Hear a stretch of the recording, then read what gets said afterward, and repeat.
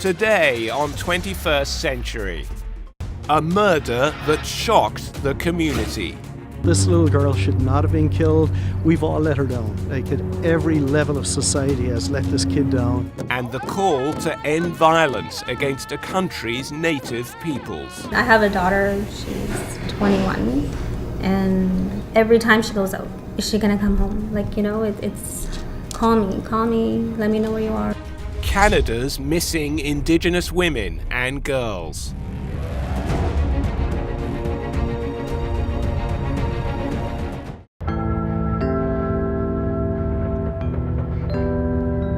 This is the Red River. It's one of the main rivers that flows right through North America.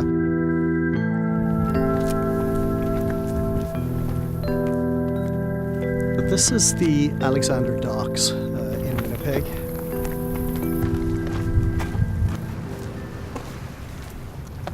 So in early August 2014, August 8th, Sunday afternoon, there was a gentleman here walking with his kids, and he spotted what he believed to be a body just probably about 50 meters north of the fence here and maybe 10 meters out into the water. And he saw what he believed to be a human arm, and he alerted the police that were in the area. And what they recovered was a body of a female wrapped in a bed sheet, a duvet cover, and had been weighed down. The remains were of a 15-year-old Aboriginal girl of Saugeen First Nation, Tina Fontaine, who had been reported missing for 9 days. The homicide unit entered what has become a long and complicated investigation. The murder of this child, and let's not forget she was a child, has shocked and outraged our community. And I think that outrage has resonated across our nation.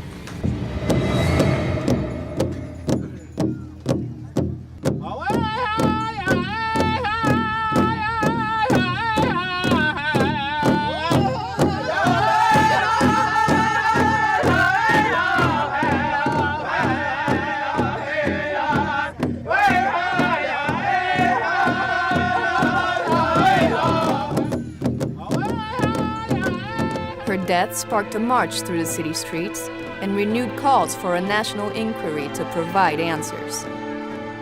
First of all, our hearts go out to family and friends of Tina Fontaine. The entire First Nations and Aboriginal communities across the country are reeling with this particularly poignant and tragic loss, but it comes on a compounded loss of so many missing and murdered over the years.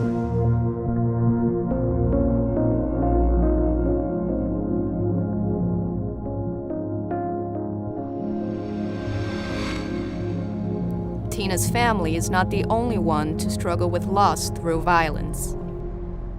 It takes your mind off everything, and I think of my sister every time I bead, but it's not a bad way. It's not the ugly part of what happened. It's beautiful memories of her.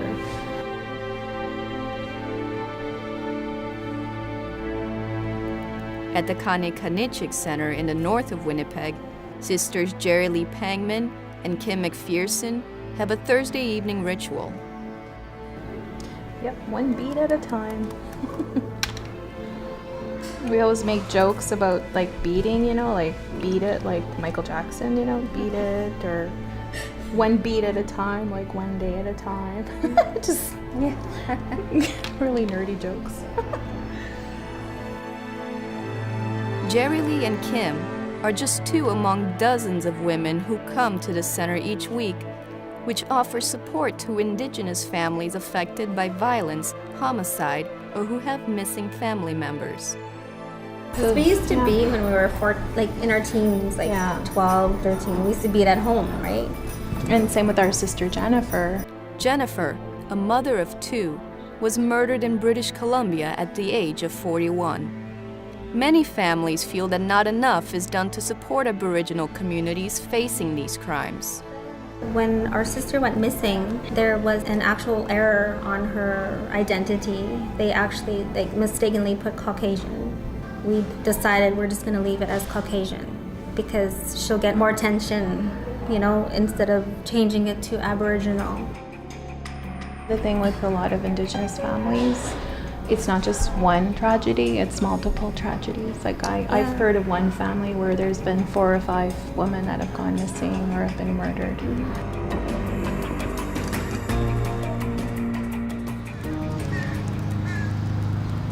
In a quiet street of this neighborhood, there is no peace. Bernadette Smith has been searching for her half-sister Claudette for more than 7 years. On July 24th, she was with my sister Tina, and they had said goodbye to each other at a crosswalk on Selkirk and Charles. My sister went one way, my other sister went the other way, and that was the last time anyone seen Claudette from our family. With someone who's missing, you never really know, right? It's always the wondering, you know, phone rings and it's like, is that the call to let you know?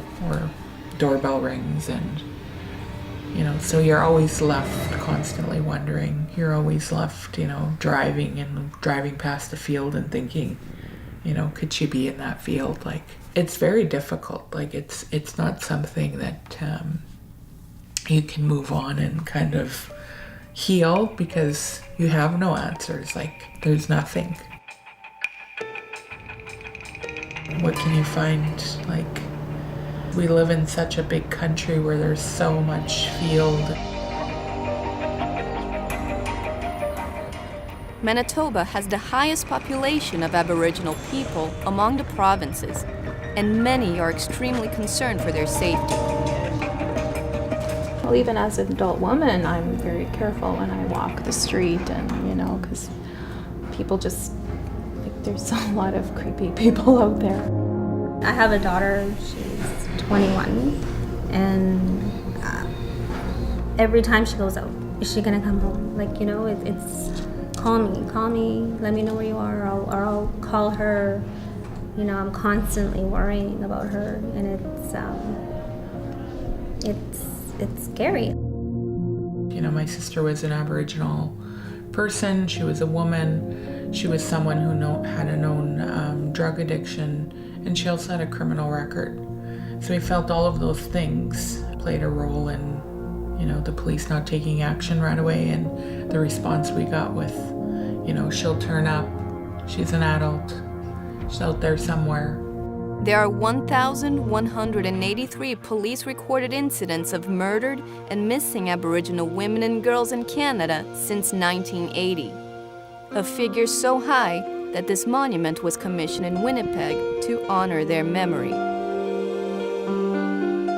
Victoria Tauli Corpuz is an independent expert from the Philippines tasked by the United Nations to develop a national inquiry with the Canadian government. Well, I was very encouraged by the response because it seems they are really sincerely interested to pursue the case, to address the case once and for all. She'll be working with 3 female Canadian ministers appointed to design the inquiry, which will address why Aboriginal women and girls in this country are so at risk. These 3 women have led the setting up of a truly national inquiry into this tragedy to provide justice for the victims, to provide healing for the families. Some have linked this violence to the long-term impacts of racism, sexism, colonialism, and the devastating impacts of residential schools on Indigenous men, women, and communities.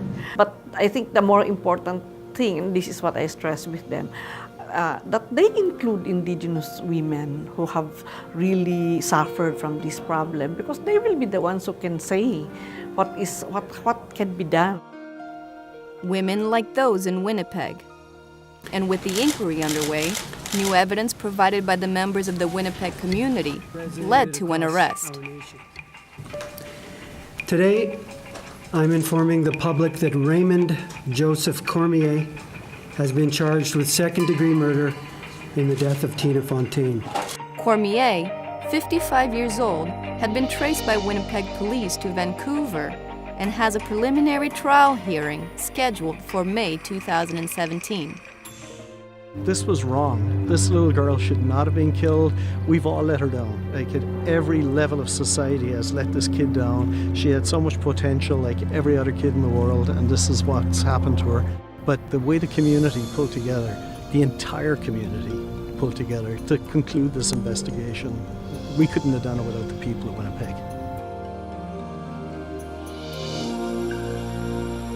A 15-year-old's body, wrapped in a garbage bag, disposed of in the Red River like she's garbage, was just, I think it woke our country up.